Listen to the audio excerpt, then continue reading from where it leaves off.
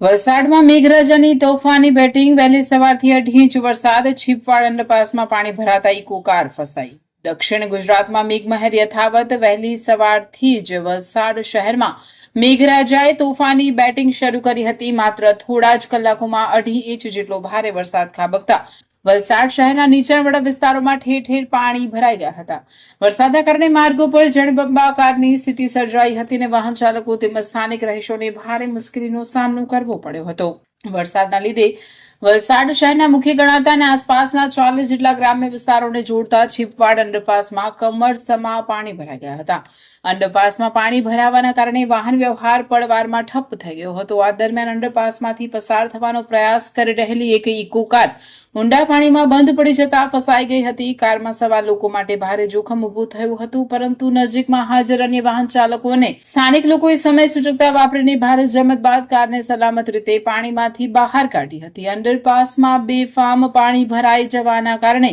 સુરક્ષાના કારણોસર વાહન વ્યવહાર સંપૂર્ણપણે બંધ કરી દેવામાં આવ્યો હતો અંડરપાસ બંધ થઈ જતા દરરોજ અપડાઉન કરતા નોકરિયાતો વિદ્યાર્થીઓને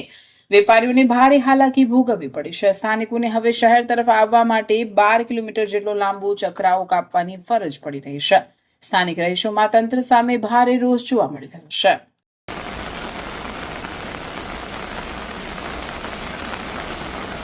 અમારી લાઈવ ન્યૂઝ 24 ચેનલને સબસ્ક્રાઇબ કરો બેલ આઇકોન દબાવો જેથી આવનાર ન્યૂઝ અપડેટ્સની નોટિફિકેશન આપ સુધી સૌથી પહેલા